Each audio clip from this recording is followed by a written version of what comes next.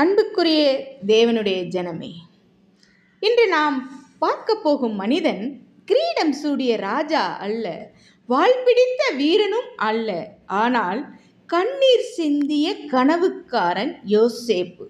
அப்பாவின் அன்பு அவன் மேல் இருந்தது, தேவனின் கனவு அவன் உள்ளத்தில் இருந்தது. ஆனால் சகோதரர்கள் சொன்னார்கள், இந்த கனவுக்காரனை கொன்று விடுவோம்.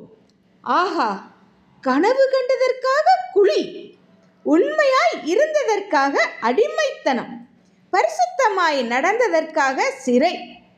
யோசேப்பு கேட்கலாம், தேவனே, இதுதானா உம்முடைய திட்டம்?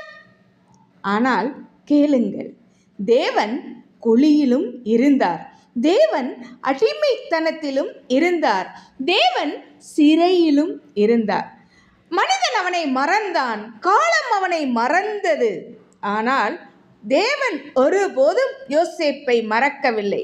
ஒரே நாளில், ஒரே அழைப்பில் சிறையில் இருந்தவன் அரண்மனையில், சங்கிலி அணிந்தவன் அதிகாரத்தில், அடிமையாக அல்ல, எகிப்தின் ஆளுநராக.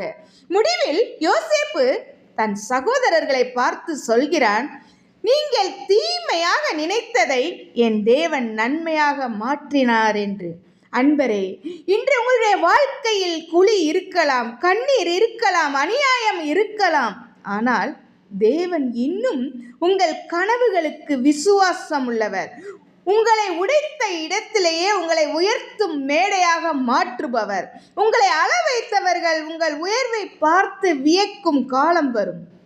யோசேப்பின் தேவன் இன்று உங்கள் தேவன், உங்களையும் உயர்த்த வல்லவராய் இருக்கிறார். தேவன் தாமே ஆசீர்வதிப்பாராக.